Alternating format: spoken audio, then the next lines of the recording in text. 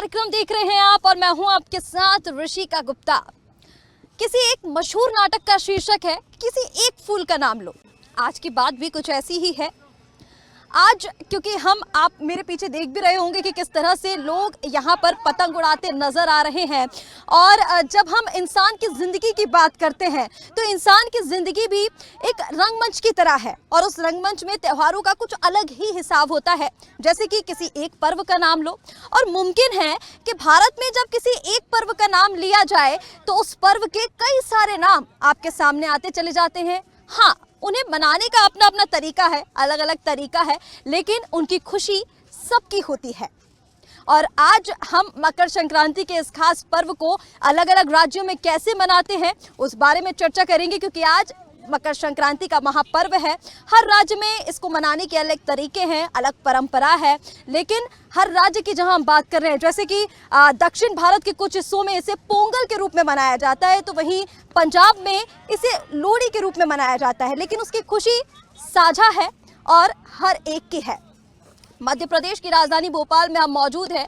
मध्य प्रदेश को देश का दिल कहा जाता है और आज संक्रांति के इस खास मौके पर हम आपको बताएंगे कि कैसे इस दिल की धड़कनें अलग अलग तरीके से, लेकिन उसकी खुशी एक ही तरीके से महसूस की जाती है। वो कैसे, चलिए आपको बताते हैं। और सबसे पहले हम बात करेंगे उत्तर भारत की, क्योंकि आज हम आपको भारत के हर एक राज्य में, हर एक हिस्से में कैसे इस पर्व को मनाया जाता है वो बताने वाले हैं और उन त्योहारों की यात्रा पर हम आपको लेकर आ रहे हैं। तो सबसे पहले हम बात करेंगे उत्तर भारत की कि वहाँ पर इस पर्व को कैसे मनाया जाता है। कहीं पर खिचड़ी खाकर इस पर्व को मनाया जाता है और कहीं पर इस तरह से पतंग उड़ाकर उत्तरायण के इस पर्व को मनाया जाता है। तो पहले देखिए उत्तर भारत में कैसे इस पर्व को मनाया जाता है। ग्रहों के राजा सूर्यदेव जब मकर राशि में प्रवेश करते हैं तब मकर संक्रांति का पर्व मनाया जाता है। ये हिंदू धर्म का एक प्रमुख त्योहार है। इस दिन सूर्यदेव की पूजा उपासना की जाती है। मान्यता है कि मकर संक्रांति के दिन सूर्यदेव की आराधना करने से जातक के सभी कष्ट दूर हो जाते हैं और घर में सुख समृद्धि और खुशहाली आती है। मकर संक्रांति के अवसर पर किसी पवित्र नदी में स्नान और दान करने की परंपरा है, तो वहीं देश के अलग अलग हिस्सों में इस पर्व को अलग अलग नामों से पुकारा जाता है। उत्तर भारत में मकर संक्रांति और खिचड़ी का पर्व मनाया जाता है, जहां उड़द दाल और चावल की खिचड़ी बनाई जाती है और साथ में गुड़ और तिल भी होते हैं, जो इस दिन के खास पकवानों का हिस्सा है। तो वहीं गुजरात में इस दिन को उत्तरायण के रूप में मनाया जाता है। यहाँ 2 दिन तक चलने वाले काइट फेस्टिवल में लोग ऊंची उड़ान भरते हुए अपनी खुशियाँ आसमान तक पहुँचाते हैं। तो मकर संक्रांति पर मुख्य रूप से जैसे कि आपने मेरे पीछे देखा कि रंग बिरंगी पतंगे आसमान में उड़ रही हैं और कहीं ना कहीं ये जो पर्व है वो संदेश देता है कि कैसे आप आसमान की ऊंचाइयों को छू सकते हैं। यहाँ पर कुछ लोग भी मौजूद हैं और चलिए इनसे बात करते हैं, क्योंकि मुख्य रूप से मकर संक्रांति पर ही ये जो पतंग है वो उड़ाई जाती है। कई जगह पर तो कॉम्पिटिशन्स भी काफ़ी सारे होते हैं। आप यहाँ पर कितने बजे आ जाते हैं आप और कब से शुरू कर देते हैं मकर संक्रांति का ये पर्व मनाना? लोग मकर संक्रांति के कम से कम 2-3 हफ्ते पहले से यहाँ पर उड़ाना चालू कर देते हैं, एक माहौल जमा देते हैं और डेली 3-4 बजे आ जाते हैं हम लोग पतंग उड़ाने। और देखिए आप देख सकते हैं यहाँ पर वैसे ही बहुत सारे कंपटीशन चल रहा है। अच्छा, सबसे बड़ा जो काइट फेस्टिवल होता है वो गुजरात में होता है, तो कभी लगता नहीं कि हम गुजरात जाएं और वहाँ पर जाकर कंपटीशन करें? होता है, ख्वाहिशें तो हैं, बट क्या कर सकते हैं, घर पे लेकिन जा नहीं पाते अब यहीं पर। तो चलिए, जैसे कि आपको बताया कि गुजरात में सबसे बड़ा जो है काइट फेस्टिवल होता है। कुछ और लोग भी हैं, उनसे भी बात करते हैं। भैया कैसे, कब से आप यहाँ पर आ रहे हैं पतंग उड़ाने? हमें बचपन से हो गया, काफी समय हो गया। अभी भी फिर बड़े हो गए लेकिन बचपना नहीं गया। सुनिए, आप बड़े हो गए लेकिन बचपना नहीं गया। और पतंग उड़ाने को तो सभी बहुत ज़्यादा एंजॉय करते हैं। जैसे कि मैंने कहा कि गुजरात में सबसे बड़ा काइट फेस्टिवल जो है वो मनाया जाता है, तो कभी लगता नहीं कि आप लोग पूरी टीम के साथ गुजरात जाएं, वहाँ पर कंपटीशन में हिस्सा लें? नहीं, कभी टाइम मिला तो बिल्कुल जाएंगे। वहाँ टाइम की कमी है जी, टाइम की कमी है, तो समय की कमी भी है, लेकिन बहुत ही बेहतर तरीके से, क्योंकि मध्य प्रदेश में अलग अलग राज्यों के, हमने जैसे बात की, दक्षिण भारत का एक बहुत बड़ा हिस्सा उत्तर भारत में बसा हुआ है, मध्य प्रदेश में बसा हुआ है। और इसी तरह से गुजरात में जिस तरह से उत्तरायण के इस पर्व को मनाया जाता है, पतंगबाजी वहां पर की जाती है, तो उसकी एक झलकी आपको यहाँ पर भी देखने को मिलती है राजधानी भोपाल में। और पंजाब में ये दिन होता है लोहड़ी का दिन, मकर संक्रांति की पूर्व संध्या पर लोहड़ी का ये त्यौहार मनाया जाता है। और आपको बता दें कि ये जो पर्व है लोहड़ी का, ये आस्था का ही केंद्र नहीं बल्कि नए फसल के स्वागत का भी प्रतीक इसे माना जाता है। इस दिन अलाव जलाकर खुशियां बांटी जाती हैं, नवविवाहितों को आशीर्वाद दिया जाता है, नवजातों को आशीर्वाद दिया जाता है और विशेष ढंग से लोहड़ी का ये पर्व मनाया जाता है। गिद्दा महिलाएं पाती हैं और खूब सारा जो उत्सुकता है, जो इस उत्सव की महत्ता है वो देखने को मिलती है। बहुत ही ज़्यादा उत्सुकता से इस पर्व को यहाँ पर मनाया जाता है। और चलिए, क्योंकि जब आप इस वक्त हम भोपाल के गुरुद्वारे में मौजूद हैं और जब आप गुरुद्वारे में आते हैं या फिर आप पंजाबियों से बात करते हैं तो पंजाब की वो भीनी भीनी खुशबू, मिट्टी की वो खुशबू आपको आने लग जाती है। और चलिए, यहाँ पर कुछ और लोग भी मौजूद हैं, हम उनसे जानते हैं कि वो पंजाब की उस खुशी को यहाँ पर कैसे पूरा करते हैं। लोहड़ी का त्योहार हर साल मकर संक्रांति की पूर्व संध्या पर मनाते हैं। मुख्य रूप से ये त्योहार पंजाब और हरियाणा में मनाया जाता है, लेकिन अब धीरे धीरे इसका प्रसार होता जा रहा है और देश के अन्य भागों में भी लोग लोहड़ी का त्योहार मनाते हैं। इस पर्व का संबंध कृषि से भी है। इस समय नई फसलें कटकर घर आ जाती हैं, जिससे कृषक आनंदित होकर अग्निदेव और सूर्यदेव को धन्यवाद देते हैं। इस समय तिल, मूंगफली, गुड़ और चावल की फसलों से किसानों का घर भरा रहता है, जिससे किसान गुड़, तिल, चावल की चीजों का व्यंजन बनाकर देवी देवताओं को अर्पित करते हैं और एक दूसरे को खिलाकर लोहड़ी और मकर संक्रांति की बधाई देते हैं। तो जैसा कि मैंने कहा कि जब हम गुरुद्वारे में आते हैं या फिर जब हम पंजाब की बात करते हैं तो एक भीनी भीनी सी खुशबू, एक सौंधी सी खुशबू जो है वो आने लग जाती है। और जैसे कि हमने कहा कि भाई लोहड़ी का पर्व है, काफ़ी ज़्यादा उत्सुकता से मनाया जाता है। और जब आप पंजाब के कोई गाने सुनते होंगे या फिर गिद्दा आप कभी सुनते होंगे तो अलग रोमांच से वो आपको भर देता है। कुछ लोग हमारे पास यहाँ पर मौजूद हैं, इनसे बातचीत करते हैं गुरुद्वारे में ही हम क्योंकि मौजूद। भूपेंद्र जी, आप बताइए कि कुछ अधूरा नहीं लगता क्या, क्योंकि पंजाब में ये जब लोहड़ी मनाई जाती है और उत्तर भारत में यहाँ पर बहुत सारे पंजाब के लोग हैं, यहाँ पर आप लोग ऐसे उस अधूरी खुशी को पूरा करते हैं, कैसे सेलिब्रेट करते हैं? सारे देशवासियों को लोहड़ी पर्व की लख लख बधाई। ये लोहड़ी पर्व आज से नहीं, पुरानी सदियों से मनाया जा रहा है। जब पुराने ज़माने में, जब अकबर के ज़माने में जब लोग लड़कियों, मतलब जो लेडीज़ हैं, उनको उठा के वो ले जाया करते थे, तो उस समय जो दूल्हा पट्टी एक हुआ करते, जो पुराने सिख समाज हुआ करता था, वो रात में जाके बहू बेटियों को छुड़ाते थे। तो उस समय ये कहावत हो गई थी कि अब आपके गुरु लोग आ जाएंगे, आप लोग जल्दी इनको ठीक कर लीजिए। तो एक मान्यता है कि लोहड़ी पर्व कैसे मनाया था। उसका दूसरा रूप ये भी है कि जब फसल पकती है, जब गन्ने की फसल पकती है, तो उसको गुड़ के रूप में हम अग्नि को दान देते हैं, भेंट करते हैं कि ताकि हमारी फसल और अच्छी रहे। इसमें उत्तरायण भी मनाया जाता है, मकर संक्रांति भी आती है और नॉर्थ इंडिया में ये मेन महत्व मनाया जाता है लोहड़ी का। और उसमें दो पक्ष और भी आते हैं कि आज जो भी नई शादी होती है, जैसे नए जोड़े, पंजाबी शादियाँ होती है, जैसे नए जोड़े बनाते हैं। और दूसरा पक्ष ये भी है जो घर में नई संतान, मतलब नया बेटा आता है, तो इस पक्ष में हम साल भर इंतजार करते हैं कि लोहड़ी पर्व आएगा और हमें से धूमधाम से मनाए जाएंगे। इसमें दो पक्ष होते हैं कि हम घर में गुरुद्वारे भी के तौर पर कराया जाता है और एज ए अग्नि के प्रज्वलित करके हम उस पर लोहड़ी और रबड़ी दान करके हम उस पर अपना गिद्दा और भांगड़ा करते हैं। तो ये हर्षोल्लास हम साल भर वेट करते हैं कि लोहड़ी पर्व आए। और एक गाना भी है दुल्ला पट्टी वाला, लोकादिति ही आई, सुंदर मुंदर ये होए तेरा कौन बेचारा, दुल्ला पट्टी वाला लोकादिति ही आई, कूड़ी पार शक्कर पाया। तो ऐसे करके हम लोग इतिहास, मतलब हम लोग सारे एंजॉय करते हैं, ताकि हम चाहें तो सारे नॉर्थ इंडिया, जैसे अपने पश्चिम में उत्तरायण होता है, मकर संक्रांति होती है और साउथ में पोंगल होता है, तो पंजाब, नॉर्थ इंडिया में बस लोहड़ी का पर्व हर्षोल्लास से मनाया जाता है। और ताकि हम लोग नाच नाच के सबको एंजॉय करें, ऐसे कि ये नहीं कि अब हिंदुस्तान का ये पर्व है तो सारे भाई मिलके एंजॉय करते हैं, तो सबको बहुत बहुत सुंदर, बहुत सुंदर। लोहड़ी की बधाई भी आप सभी को। और आपने देखा कि किस तरह से इस पर्व को भोपाल में मनाया जाता है। साकेत नगर के गुरुद्वारे में हम मौजूद हैं और आपने सुना कि किस तरह से गिद्दा पाया जाता है, गीत गाए जाते हैं और पूरी उत्सुकता के साथ इस पर्व को यहाँ पर मनाया जाता है।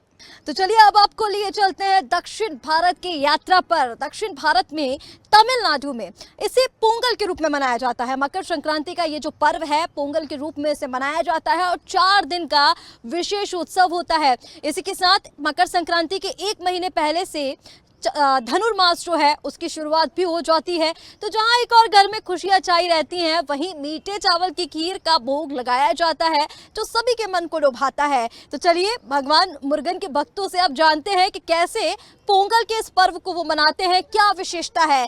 जो पलानी तीर्थ स्थल है भगवान मुर्गन का, ऐसा कहा जाता है कि उनके दर्शन मात्र से ही जीवन सफल हो जाता है। क्यों ऐसा माना जाता है, क्या मान्यताएं हैं, इन सब के बारे में जानते हैं भगवान मुर्गन के भक्तों से। पोंगल दक्षिण भारत के प्रमुख त्योहारों में से एक है और इस पर्व को बहुत धूमधाम के साथ मनाया जाता है।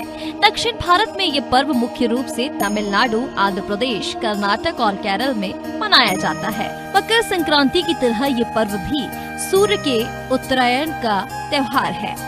इस समय फसल की कटाई की जाती है और इसको लेकर खुशियां मनाई जाती हैं। पोंगल का पर्व 4 दिन तक मनाया जाता है, जिसमें पहले दिन भोगी पोंगल, दूसरे दिन सूर्य पोंगल, तीसरे दिन मट्टू पोंगल और चौथे दिन कन्या पोंगल के तौर पर आयोजन होता है। यहाँ रंगोली बनाई जाती है और खास पकवान चावल की मीठी गुड़ वाली खीर बनाई जाती है।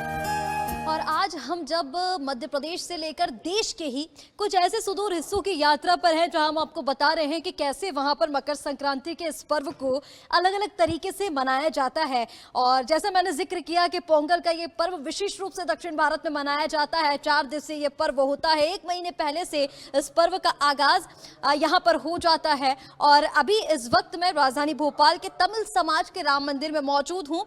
और देखिए, क्योंकि हम, जैसे कि मैंने पहले भी कहा था कि दक्षिण भारत का एक बहुत बड़ा हिस्सा यहाँ मध्य प्रदेश में भी बसा हुआ है, यानी कि उत्तर भारत में भी बसा हुआ है। तो और जब हम इतनी सारी यात्राओं का जिक्र कर रहे हैं तो एक यात्रा का जिक्र करना भी ज़रूरी बन जाता है। मामला उन अनगिनत लोगों का है जो तमिलनाडु के विश्व प्रसिद्ध स्थल जो पलनी जिसे कहा जाता है, भगवान मुर्गन के दर्शनों को वहां पर लोग पहुंचते हैं। और शायद ही कोई ऐसा दक्षिण भारतीय होगा जो वहां जाने की इच्छा ना रखता हो। तो ऐसा भी मान्यता है, ऐसा कहा जाता है कि भगवान मुर्गन के दर्शनों से ही जो जीवन है वो सफल हो जाता है। तो आज हमारे बीच कुछ भगवान मुर्गन के भक्त मौजूद हैं, उनसे बातचीत करते हैं कि पोंगल की उस अधूरी खुशी को, क्योंकि तमिलनाडु से ये लोग यहाँ पर आके बस जाते हैं दक्षिण भारतीय उत्तर भारत में, तो यहाँ पर ये लोग उसे कैसे सेलिब्रेट करते हैं। क्या नाम है आपका? हमारा नाम कृष्णमूर्ति है। कृष्णमूर्ति जी, ये बताइए कि आप यहाँ पर दक्षिण भारत से आकर रह रहे हैं और पोंगल का ये उत्सव विशेष रूप से तमिलनाडु में मनाया जाता है, तो कैसे आप उसे यहाँ पर सेलिब्रेट करते हैं? कुछ अधूरा नहीं लगता आपको? नहीं लगता कि आप वहाँ तमिलनाडु में जाकर इसे मनाएं? कैसे आप यहाँ पर मनाते हैं? तमिलनाडु के हिसाब से यहाँ बनाते हैं पोंगल, कोई फर्क नहीं पड़ता है। तो जैसा कि इन्होंने कहा कि कुछ ऐसा अधूरा लगता नहीं है, क्योंकि इन्होंने यहाँ पर एक अपनी छोटी सी दुनिया बसा ली है। यहाँ पर भी जैसे मैंने कहा कि मंदिर के आसपास भी बहुत सारे दक्षिण भारतीय जो परिवार हैं वो रहते हैं और विशेष आयोजन भी इस मंदिर में आए दिन होते रहते हैं। पंडित जी, क्या विशेषता है पोंगल की? पोंगल की है चावल का गुड़ से भी बनाते हैं और नमक का भी पोंगल बनाते हैं, दो किस्म का बनाते हैं, यही विशेष है। वही विशेष रूप से ये एक पकवान है। पकवान है, हाँ। पकवान है। हाँ। तो चलिए, और भी लोग यहाँ पर मौजूद हैं, मंदिर के पुजारी जी भी हैं, उनसे भी जानते हैं। पुजारी जी, जय सीताराम। और सबसे पहले तो आप ये बताइए कि क्या विशेष महत्व है, मकर संक्रांति को पोंगल के रूप में मनाया जाता है, क्यों मनाते हैं इस त्यौहार को? पोंगल यानी कि खिचड़ी।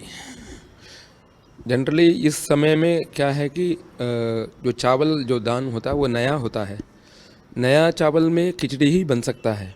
पूरे भारत में ऐसे ही होता है, ऐसा नहीं है कि सभी जगह। तो इसलिए इसमें मकर संक्रांति, जब सूरज देवता मकर राशि में प्रवेश कर देते हैं तो उत्तरायण शुरू हो जाता है। तो सबसे पहले जो नया चावल का जो प्रसाद है भगवान को निवेदन करके सब लोग उसको खुशी मनाते हैं। एक्चुअली एक देखा जाए तो एक खेत से रिलेटेड, यानी कि एग्रीकल्चरल से, कृषि से रिलेटेड एक फेस्टिवल ही है। और भगवान सूरज देवता को नमन करने के लिए, सूरज देवता को अपना क्या बोलते हैं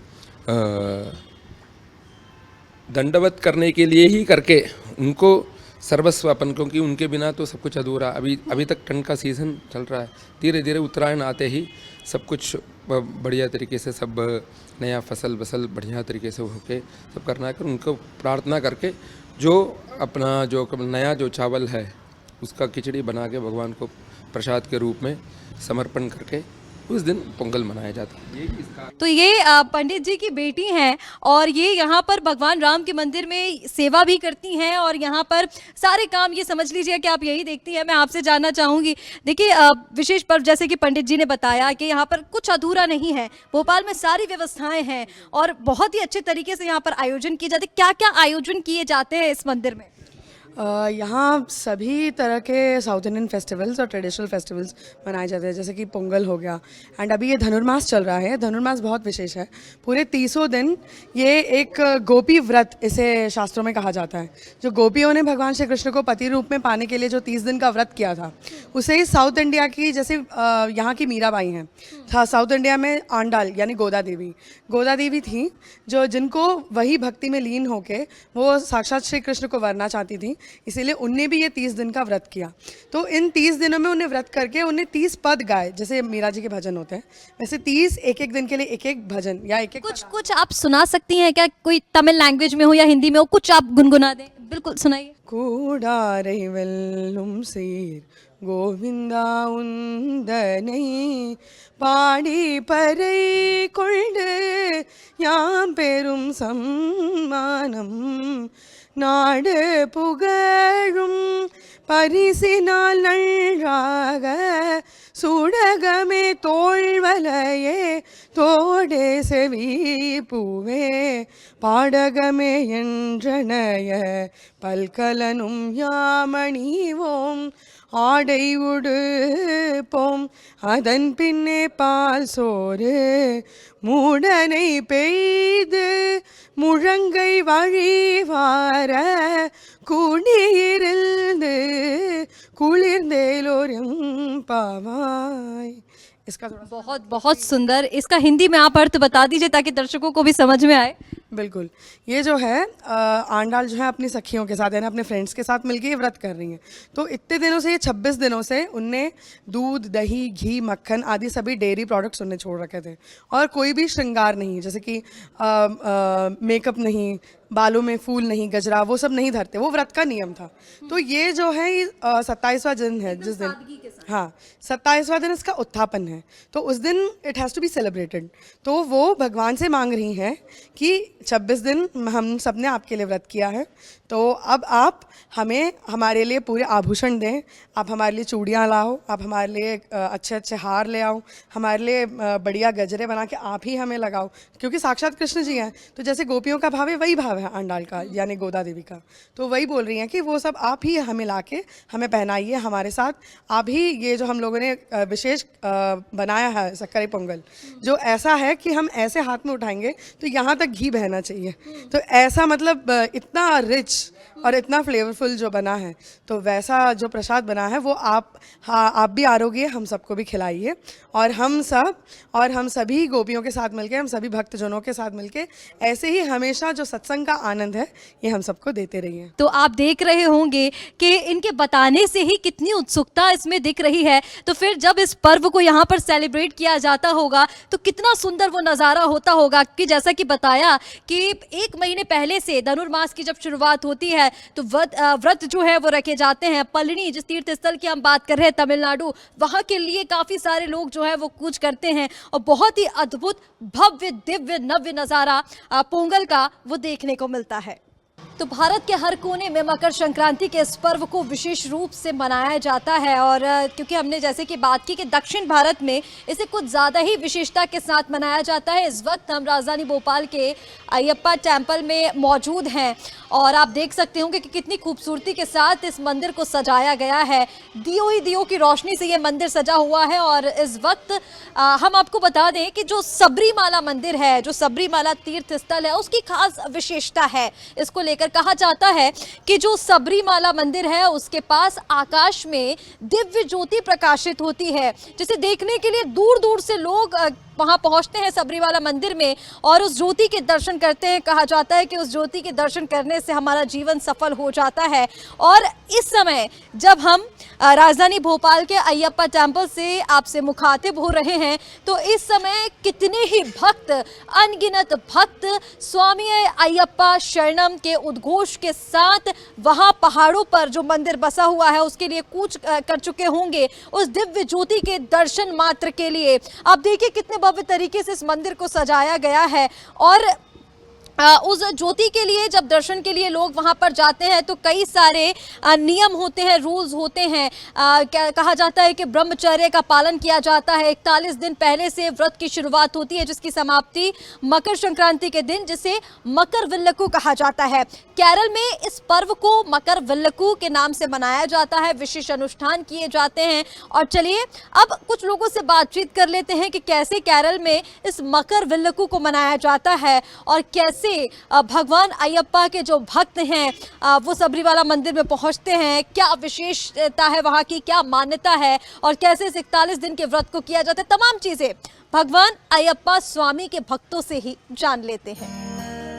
ये वो वक्त होता है जब लाखों श्रद्धालु सूर्यदेव की उपासना करते हैं और हर दिल में वही सच्ची भक्ति और आस्था का भाव उमड़ता है। मकर विल्लकू के इस खास अवसर पर केरल का हर कोना रोशन होता है।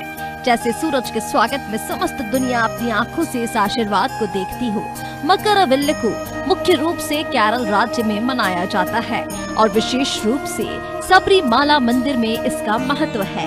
ये पर्व मकर संक्रांति के दिन मनाया जाता है जो आमतौर पर 14 या 15 जनवरी को आता है। हालांकि मकर विल्लकू का आयोजन मुख्य रूप से केरल में होता है। इसका महत्व अन्य स्थानों पर भी है, लेकिन सबसे प्रमुख स्थान है सबरीमाला मंदिर। मकर विल्लकू का प्रमुख स्थल सबरीमाला मंदिर है जो केरल के पठानमथिट्टा जिले में स्थित है। ये मंदिर भगवान अयप्पा को समर्पित है जो विशेष रूप से दक्षिण भारतीय धर्म के अनुयायियों के लिए महत्वपूर्ण है। मकर विल्लकू के दौरान भक्त सबरीमाला मंदिर की यात्रा करते हैं। ये यात्रा आमतौर पर 41 दिनों के व्रत के बाद की जाती है, जिसमें भक्त विशेष रूप से शुद्धता का पालन करते हैं। मकर संक्रांति के दिन मंदिर में विशेष पूजा और अनुष्ठान होते हैं। इस दिन मकर ज्योति का दर्शन होता है जो एक दिव्य और रहस्यमय रोशनी के रूप में प्रकट होती है। ये रोशनी श्रद्धालुओं के लिए भगवान अयप्पा का आशीर्वाद मानी जाती है।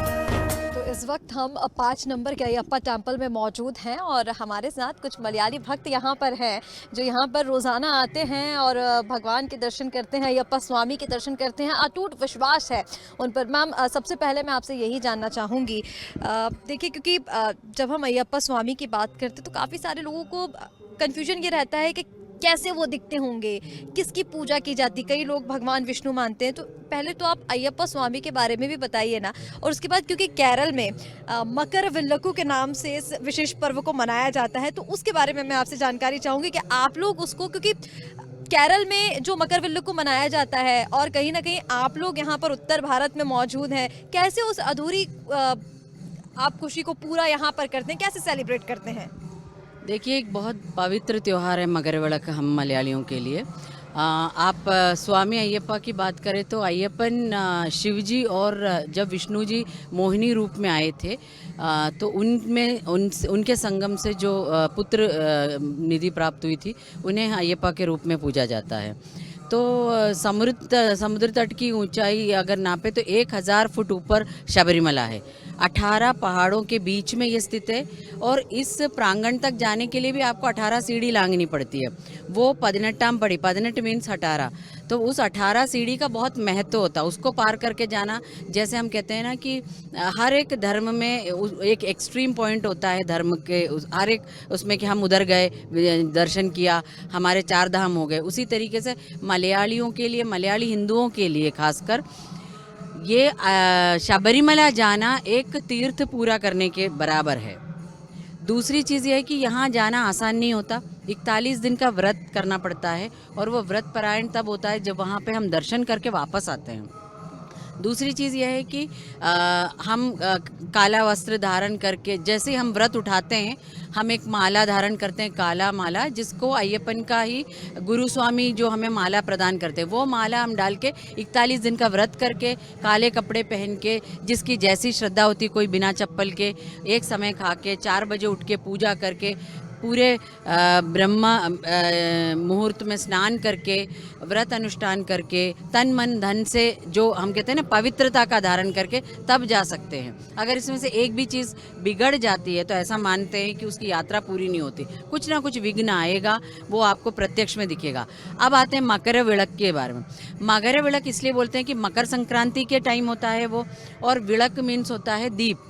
तो मकर विलक एक यूं कह लीजिए कि जैसे हम वो तीर्थ पूरा करते हैं और वहाँ पे जाकर जो वो दीप प्रज्वलित किया जाता है, तो उस दीप का जो जब हम उससे साक्षात दर्शन करते हैं तो हमें ऐसा लगता है कि हमारा व्रत पूरा हुआ, हमारा तीर्थ पूरा हुआ। उस विलक का मतलब उस लैंप का, उस दिए का बहुत महत्व होता है। और इस दिन खास तौर पे शाम को जैसे ही हम कहते हैं ना त्रिसंध्या होता है, उस समय मकर ज्योति प्रकट होती है, और ऐसा कहा जाता है वो स्वयंभू है, अपने आप वो ज्योति प्रकट होती है। और उस ज्योति के प्रकट होने के समय ऊपर से एक बाज चक्कर मारता है, 3 बार 4 बार वो चक्कर मारता है, और उसके बाद वो आप देखते रहते हैं आसमान की तरफ, और अचानक वो ज्योति स्फुरित होती है। तो ये सब एक ऐसा लगता है कि साइंस से परे भी कोई चीज़ है। कहा जाता है कि भगवान खुद अपने भक्तों को आशीर्वाद देते हैं। मतलब भक्ति का एक कहना चाहिए, हमें कहते हैं एक्सट्रीम पॉइंट होता है, बिल्कुल उसकी पराकाष्ठा जो होती है भक्ति की, वो हम मकर ज्योति के समय पे हम देखते हैं। इसीलिए मकर विलक का बहुत ज़्यादा जो भक्तजन हैं, जो व्रत उठाते हैं, जो वहाँ जाते हैं शबरीमला, उनके अलावा भी जो व्रत नहीं उठाते हैं, उनके लिए भी, हम जैसे अप्रवासी जो केरला वासी होते हैं, उनके लिए ये यहाँ के जो मंदिर होते हैं, अय्यप्पा मंदिर, चाहे वो 5 नंबर जहाँ अभी अपन खड़े हैं वहाँ, या बरखेड़ा का कोई भी मंदिर हो, हम वैसे ही उसी जोश से, उसी व्रत अनुष्ठान परायण और कब करते हुए हम मनाते हैं, और हमारे लिए यही हमारा छोटा सा तीर्थ स्थल हो जाता है। तो तीर्थ उसे माना जाता है। और जिस तरह से अभी आपने सुना कि कितने सुंदर तरीके से मकर विलक्कू का जो त्यौहार है वो वहां पर मनाया जाता है। देखिए, मकर संक्रांति का जो त्यौहार है वो होता ही ऐसा है, खुशियां बांटने का ये त्यौहार है। नए मौसम के साथ साथ नए फसल का भी स्वागत हम इस त्यौहार के साथ करते हैं, इसलिए बेहद खास ये त्यौहार होता है। अब देखिए, चाहे खिचड़ी का स्वाद हो, लोहड़ी की आग हो, या फिर उत्तरायण की पतंगबाजी, या फिर पोंगल की जो खट्टी मीठी अब खुशियां हम बोलते हैं, या फिर हम ये बोलते हैं कि मीठे चावल की जो खीर है वो लोगों को लुभाती है। अलग अलग तरीके से हर राज्य में इसे मनाया जाता है, और ये एक संदेश देता है कि किस तरह से हमें आपसे जुड़े रहना है, आपस में हमें जुड़ाव रखना है, और एक नई चीज का आगाज करना, एक नई उम्मीद देता है। मकर संक्रांति के आप सभी दर्शकों को ढेर सारी शुभकामनाएं। फिलहाल के लिए दीजिए मुझे इजाजत, नमस्कार।